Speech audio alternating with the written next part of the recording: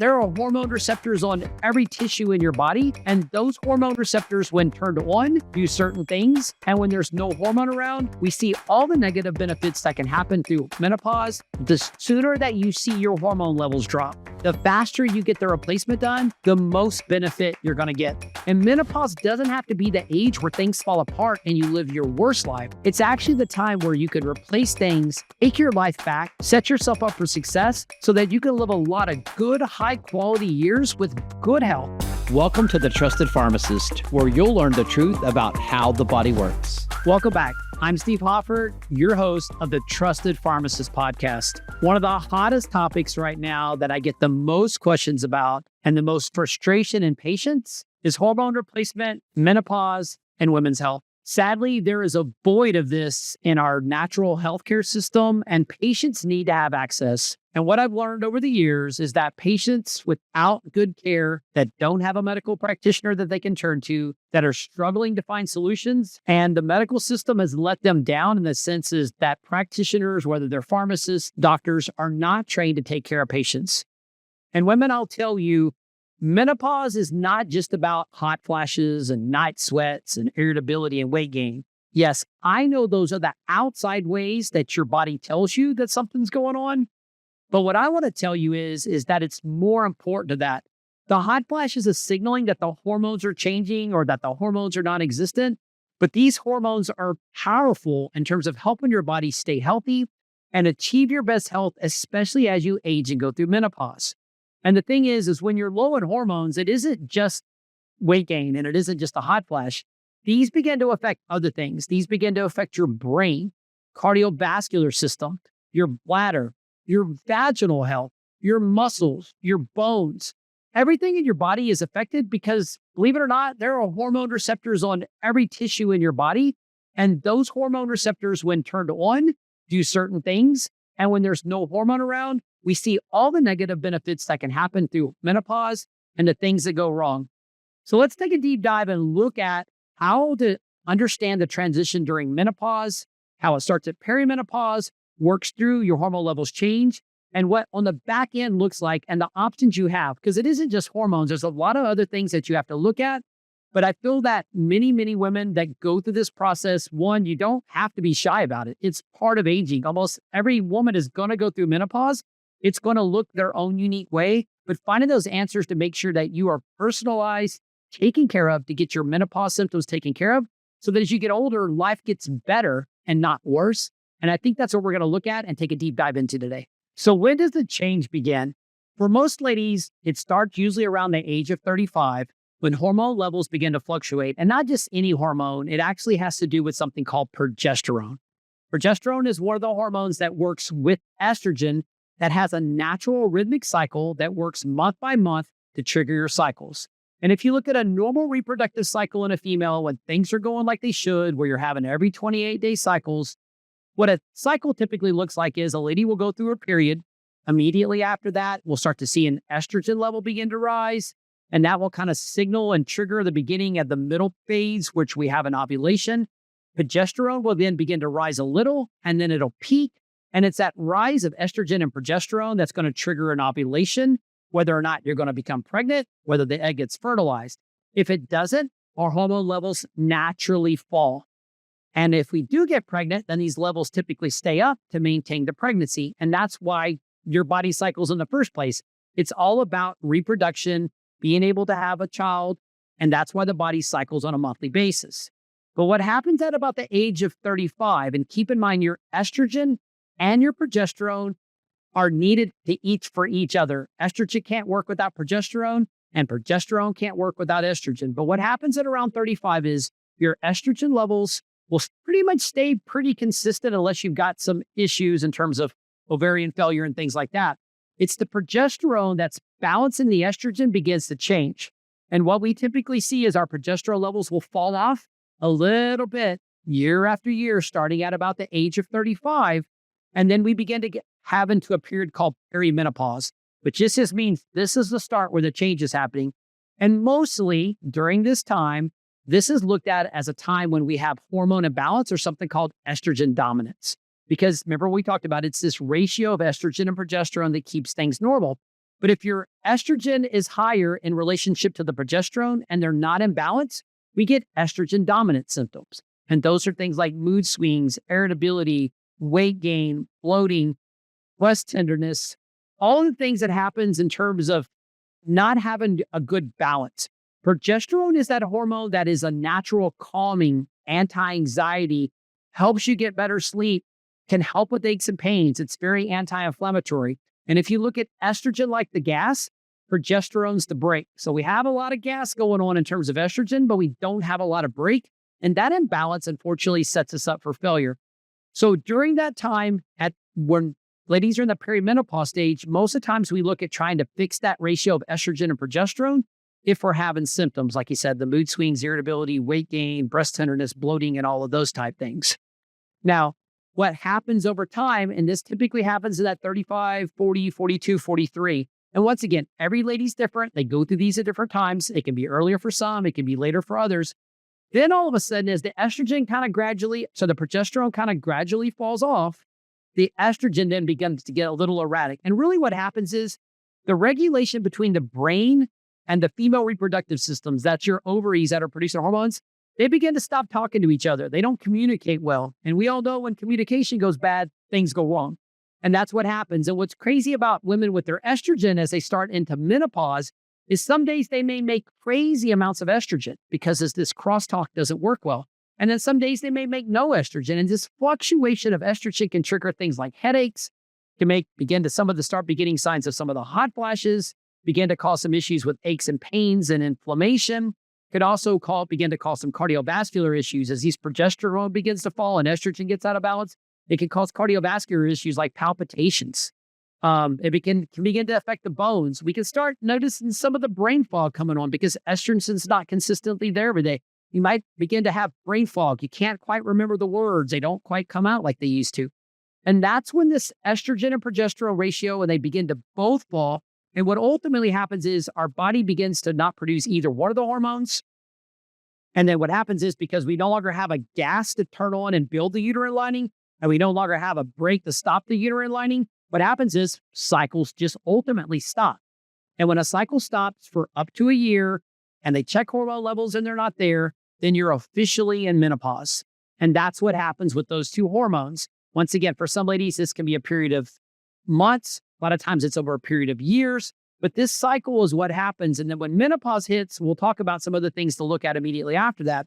The other big hormone that plays a factor in that is something called testosterone.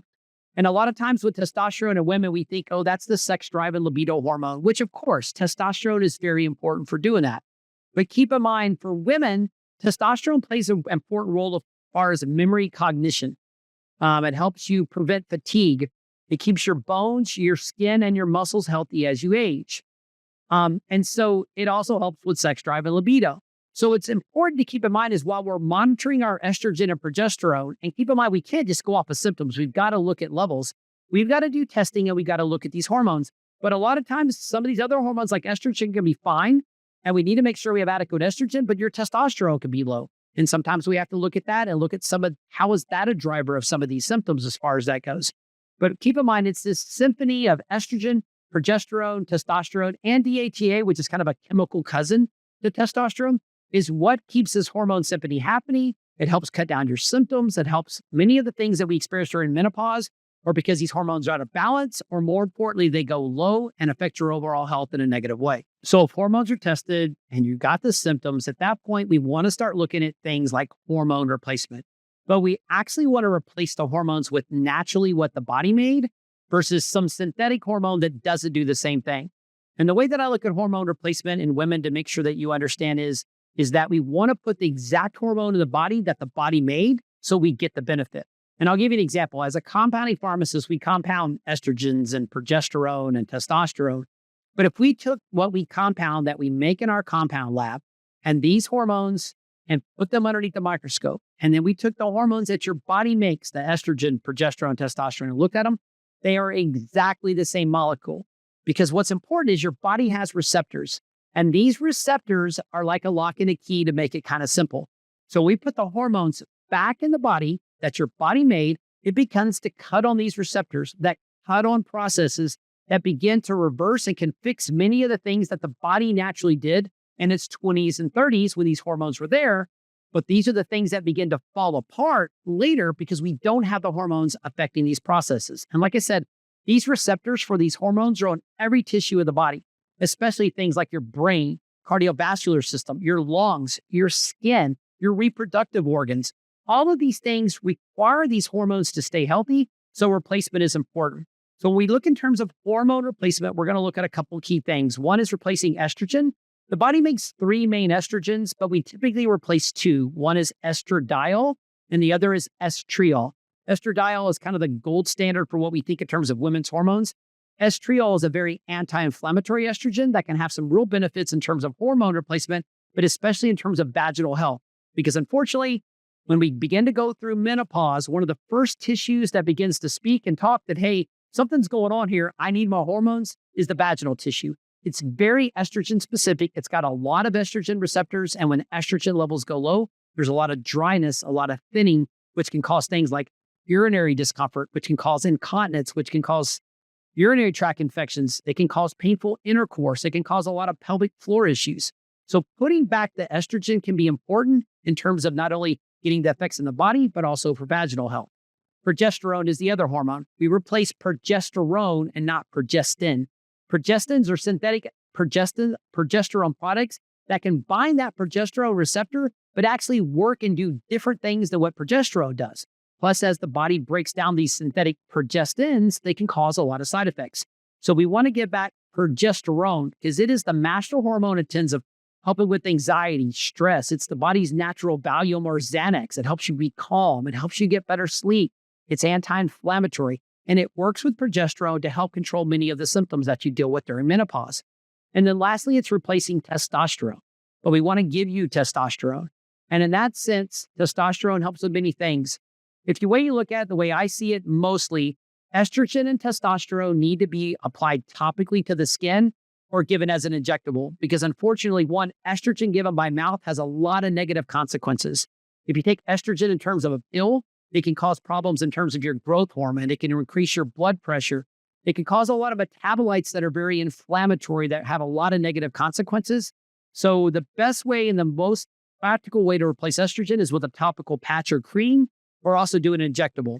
Testosterone is the same way. You can take testosterone by mouth, but believe it or not, like 99.9% of it gets destroyed in the stomach and provides no benefit. So we really don't want to replace testosterone other than doing topical or doing injections. And then finally, there's progesterone. It's the one hormone you can do topical application. There's just not as much data to show we get as much benefit. But I will tell you the best way in terms of most ladies with progesterone is doing an oral capsule. It allows us to adjust the dose. Taking it at bedtime is beneficial in terms of helping you get good restful sleep at night. And there also is some data showing that it can actually provide some cardiovascular benefit and some breast cancer benefit. So those are the things to keep in mind. We're looking for hormone replacement. We also can replace things like DHEA. That's another one that can be replaced. And it depends on the level. So the key is testing and symptoms to match and balance your hormones so that you get the best benefit. So who is the best candidate for hormone replacement? First and foremost, said as long as you don't have any past history of cancer that's hormone related, I think every lady needs to explore and have their hormone levels checked and consider hormone replacement therapy.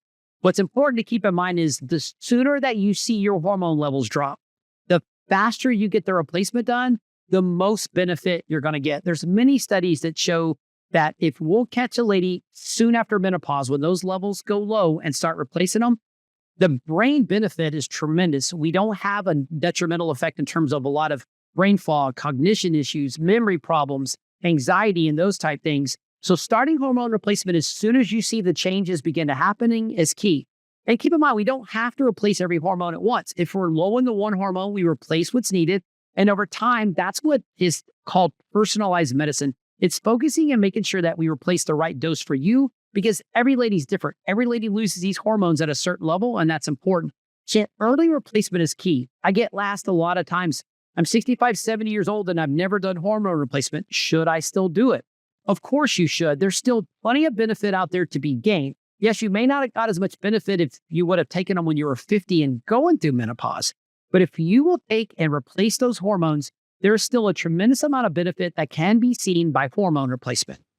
The Women's Health Initiative study back in the 90s really ruined it for hormones. And sadly, those type of hormone replacement studies that were done, fully reported, did not really involve replacing hormones with natural hormones. It used synthetic gestins. And I really feel like that's what set hormone replacement back years, is because false stories come out, the wrong narrative got told. These initial studies with synthetic progestins increase risk of breast cancer. And all of a sudden, many of the societies, many of the medical education fields, and especially on the OBGYN said, absolutely, positively, no hormones. We have to stop this. We are hurting people. But what's come out over the last couple of years is many studies are now showing, whoa. Wrong patients, wrong study, wrong drugs. We delivered them the wrong way. And we overblown and overemphasized a study that really was a detriment to women. Because women at this point, I've learned, are beginning to educate themselves. That's what this podcast is about. You need to arm yourself with the information that you need to set yourself up to be successful. And what I can say is that you need to make sure that you educate yourself. Make sure you have the testing and look at hormone replacement, because I think it's something that every lady needs to look at. And like you said, no matter whether you're young or old, if your hormone levels begin to change and you replace them naturally, there's a lot of new data out now. And even many of the menopause and OBGYN societies are starting to say, guess what? Natural hormone replacement is perfectly fine to do. There's nothing wrong with that. And that we were wrong. And so as a pharmacist that's been pushing hormones, working with providers that have been suggesting hormones for a year with all the benefits, we're starting to see this coming around. But it's going to take people like yourself to go in and challenge your provider and your doctor. I can tell you, I've got a really good doctor friend of mine. Her name is Dr. Pam Smith. She wrote a book called What You Need to Know About Women's Hormones. And I can tell you this book is phenomenal in terms of educating yourself about all the hormone things I've talked about. But more importantly, you can carry that book into your prescriber and say, look, here's a book full of references that allows you to look up and check everything that you're saying is like, I want hormone replacement and I don't want to be told no. Because we do live in a society now where I have a lot of patients. My doctor won't listen to me. They won't let me understand hormones, or they won't prescribe them. Well, at that point, I say, if you've educated your doctor and you gave them a chance and they won't listen, or whoever it is, your nurse practitioner, PA, then go find another provider that's going to take care of you at the level that you need to do. To find prescribers that are informed about hormone replacement, many of us have to go outside of our natural education, get outside of our field, and go to things like A4M, which is an anti-aging functional medicine group, IFM, or other organizations that teach us how to prescribe, dose, and monitor these hormones properly. Because you don't also want to get hormones from somebody that doesn't dose them right, because these are powerful substances, and used right, they have tremendous benefit. But if they're not done properly, if you're overdosed and you're not monitored, you can actually have a lot of problems. And I don't want that to happen either.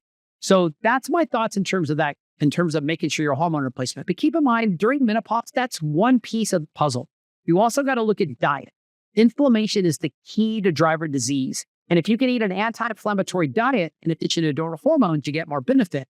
Because unfortunately, when you're doing hormones or you're not doing hormones, our inflammation levels go up. And if our inflammation levels go up, it just drives all these other problems. Balancing hormones, cleaning up the diet, and eating an anti-inflammatory diet like a Mediterranean diet can be powerful in terms of helping with menopausal symptoms. You need to look at optimizing thyroid, making sure your thyroid is properly functioning so that you get all the benefit of that. I see a lot of ladies struggling during menopause with weight gain, and that's a function of imbalance of hormones, poor diet, thyroid issues. And unfortunately, as all these things begin to change, you're set up to fail. It's not your fault, really. I have a lot of ladies that try so hard to get things right, but don't end up getting the weight loss that they're looking for. And it's fixing all these little pieces, and it's trying to peg a lot of these holes to get patients back successful. And that's the key to being successful in terms of helping your body heal itself as you get older and not fall apart. You also got to make sure we control cortisol and our stress levels. Believe it or not, as our bodies age, where our reproductive organs used to make the hormones, now all of a sudden your adrenals not only have to handle your stress, but they've got to handle your hormone production. And if you don't take care of your adrenals when you get to menopause, you're going to really struggle when you hit menopause. It's going to be a lot harder on you because you're saying, hey, adrenal gland, you're doing all you can just to keep me alive. But now I also need you to make me some sex hormones. And it's like, not going to do that. And that can make a lot of the menopausal issues more of a challenge. So making sure that you control stress, by meditation, relaxation, doing those things to help do that. Adequate sleep. I know many ladies that are in menopause have horrible sleep. That's part of hormone dysregulation, low progesterone. By replacing progesterone, many ladies who haven't slept for years have the ability to sleep. If you balance hormone and you still can't sleep, we need to go look at sleep studies. A lot of ladies have sleep apnea and things like that. So it's all of these little things in addition to hormone replacement that's going to help set you up. If you think I'm just going to replace hormones and not work on these other things, you might be a little disappointed. But if you do hormones and you fix all these other things, I think you'll see great success in terms of helping you turn the corner on menopause. So the best thing you can do to get the most out of your hormone therapy is to complement it with the right vitamins and minerals. Your hormones are your signalers. They cut on processes, they cut off processes. But those processes that run require certain vitamins and minerals to be the most effective. So keep in mind, first and foremost, if you're taking estrogen, it's imperative that you're monitoring your metabolites, how the body breaks it down. We talked about hormones are great, but if we don't break down estrogen in the right pathways and your doctor can run urinary metabolites and look at that, you can actually set yourself up for negative health consequences, and we're looking to get positive health consequences. And the way that you can do that are taking certain supplements. So one of the things, if you're taking an estrogen and your doctor says it's needed, you can take something called I3C or DIM and diindolylmethane. These are things that are found in cruciferous vegetables, things like broccoli, cauliflower, Brussels sprouts, and those type things. And believe it or not, these allow your body to take the estrogens and push them down the right pathways. For instance, in terms of breaking them down to estrogen metabolites that are beneficial and not estrogen metabolites that are harmful. So keep that in mind. I want to stress a lot of ladies come during perimenopause and are estrogen dominant because they're still making estrogen a lot, but they're not making progesterone. And these type of supplements are great to help your body clear that estrogen out of the system. The other thing that goes along with that is there's something called sulforaphane, which is actually found in broccoli sprouts, which one of the good multivitamins we have at Magnolia Pharmacy has this in here naturally. And this also helps promote the good metabolism of estrogen. Because when you take estrogen in your body, if you didn't break it down and eliminate it, you wouldn't have to take estrogen but once ever. But that's the natural process. But we got to break it down the right way. The other thing that is important for the key for estrogen metabolism is proper pooping. You got to go poop at least once a day and probably even twice a day is best. What's important about going poop is a couple things. One, if you don't have a consistent bowel movement, and keep in mind, hormones have a tremendous effect on your gut and gut health. If you've seen your gut health get worse as you've gone through menopause, probably need some hormone replacement. But if you're having constipation issues, my two favorite things are to do magnesium citrate or vitamin C and dose those to the point that you get a good, soft, loose stool every day. Those provide benefit, but also help promote your body to clear estrogen. Because if you don't poop every day, your body sends these metabolites in your stool. And if you don't go poop, your body will reabsorb that estrogen metabolite, put it back in circulation, which isn't the best thing. The other thing is to do some stool testing. Sometimes a doctor can find out you have an enzyme in your gut called glucuronidase. And if it's not working properly and it's not doing what it should, your body can unmetabolize these estrogens. They get absorbed and they can cause problems. So your gut is super important in terms of staying healthy during menopause, but helping make sure that it clears estrogens. The next big thing I think that's important to keep in mind is making sure that you have the proper minerals. Let's go with that one. So we're looking at things like zinc, selenium, iron. All of these are important to make sure you have adequate amounts because they are cofactor minerals in terms of a lot of the body processes. The next big thing is B vitamins. At the very start of metabolism of your estrogens, your body does something called methylation and sulfuronization. And it's the sulfa, basically these methyl groups and these sulfur groups get attached to these estrogens to make them where the body can clear them out of the system. The problem with it is without proper B vitamins, these processes don't happen. And even more importantly, if you don't have something called enough methyl groups, which are methylated B vitamins, your body don't have the ability to hook these things up and get them out of the system. So what I want to stress is we want to make sure that we're taking the proper B vitamins, methylated B vitamins, so that we get the benefit in terms of our proper estrogen metabolism.